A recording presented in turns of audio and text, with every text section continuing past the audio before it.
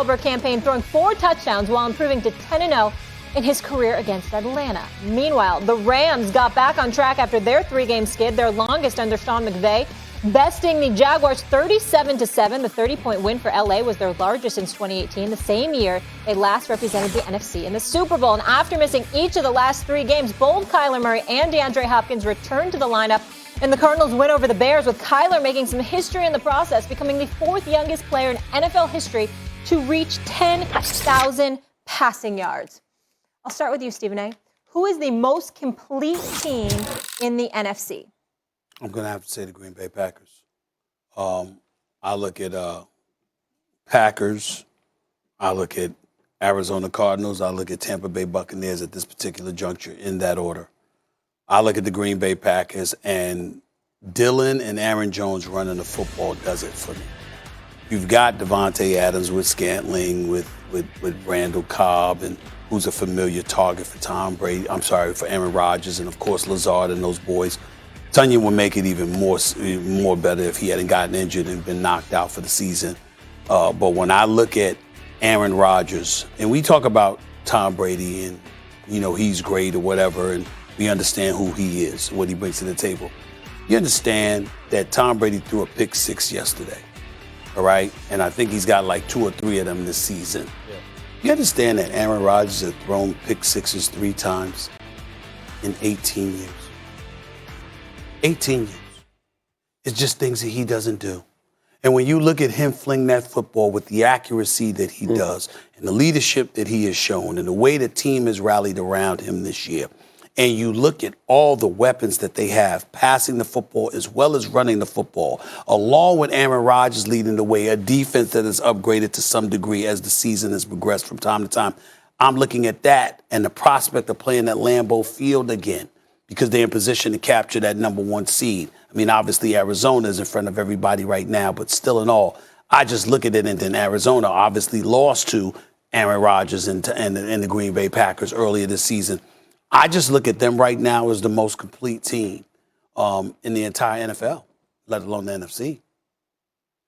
And the Cards were short that game. I was at that game on that Thursday night, Yep. and even short as they were, personnel-wise, they still had that opportunity if A.J. Green just catches that signal from Kyler Murray and get the opportunity. I'm going to say the Cards are right now, and everybody's been, J.J. Watt said a long time ago, we're sleeping on the Cards, and maybe we are sleeping on the Cards. And I'm telling you, when you get a team like this, and to see Kyler Murray come back yesterday after being off 3 games and play the way he played, when I'm watching what Russell Wilson's going through, that was pretty remarkable. That nobody's really talking about. Well, it was against Chicago and the lame duck coach. Well, go ahead. Yes, it was. It was against Chicago and all of that. But they're still NFL players. They're still getting paid to get on the football field. Right. They got on the football field. This man put 2 touchdowns through the air and then ran 2 touchdowns. We're just talking about Lamar Jackson. That's a true dual threat.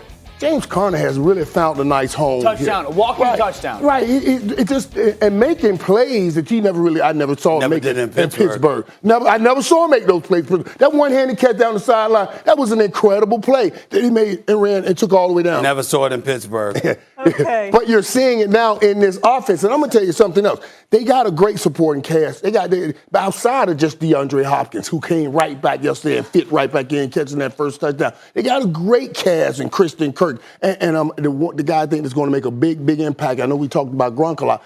Is Zach Ertz as he fits into that offense. As he fits into that offense, I like what the Cards are doing right now. I got to say, right now, they are the best team in the NFC. I still like Tampa Bay, but I like Tampa Bay. Tampa Bay has to have Antonio Brown, and I don't know how that's going to play out down the road. The way I look at it, first up, my answer is going to be Tampa Bay. The way I look at it is not who is the most complete team, but whose flaw, because they all got weaknesses that teams are going to attack, scares me the least. And Stephen A., I get Green Bay, but the Elgton Jenkins injury scares me. Their offensive line. Bakhtiari, when is he going to come back after a little bit of cleanup surgery? Fair. So the lack of health on their offensive line scares me. The NFC playoffs will be 100% about matchups. So I get a little bit concerned with that also, with that defense that has done such a good job in coverage. If teams are going to commit to we're going to run the ball on you. And let's play bully ball, how that weakness can hold up. And then for Arizona, I agree, but their defense is it's not all that different than the Cowboys' defense. It's so predicated on taking the ball away. Right. Now, they're good at it. Right. But what happens when you play a team, again, they got 4 yesterday. That they plays mistake-free football. Right, and you can run the ball against Arizona's defense, specifically since JJ's gone out. Mm-hmm. And so when you got teams that can do that or that's your flaw, that makes me give a little bit pause. And I look at Tampa and I go, I trust, if there's one unit that I trust the most in the NFC playoffs, it's going to be Tampa's offense because of their offensive line, because of Gronk, and because of Leonard Fournette. I think Gronk is being used in ways that New England used to 10 years ago, gather information, see the coverage. Leonard Fournette's the second most trusted person on this offense right now, which blows my mind. Mm-hmm. But he's earned that from Tom. The flaw for Tampa is the coverage unit, right? The secondary still is not healthy and not great. But as we saw last year on that playoff run, when that front seven gets going, and they haven't this year, but when that front seven gets going and that rush gets going, that secondary doesn't. Dominican Sue is upgrading. Yeah, but Vita Vea's got to get healthy. Right. Shaq's got to be consistent. But if that front seven gets going, that coverage unit doesn't have to be great because they weren't great last year. And so that's why, I disagree with you there. I don't give a damn about the front seven. If you go, and I don't mean that literally. What I'm saying is when you talk about coverage, I have to pay attention. Kyler Murray, Aaron Rodgers. Right. Dak Prescott. Okay, what are you getting? All I'm saying is that when we talk about coverage for the Tampa Bay Buccaneers, the quarterbacks in the NFC. The quarterbacks in the NFC. It ain't gonna be enough. It can't be, well, we got a front seven, so guess what? That can cover for the secondary's woes. Not against those quarterbacks. That's not how football works, though. No. Yes. No. Yes. Let me tell you something. When you got to rush like that, ball's got to come out quicker. Guys aren't open. Well, but you do have, even though Aaron Rodgers is not a runner, even though Dak Prescott is not a runner, they do have the ability to extend plays. Yes. Then you combine that with Kyler Murray. He can extend plays. So what I'm trying to say to you is that, that front pressure can get pressure, but if I got a suspect secondary and I got a guy that can buy an additional second or two, it's going to be hard to get through all of those quarterbacks in the NFC. That's what I'm saying. You're saying. You may get one of them, but it'd be hard to get through all of them. They did last year.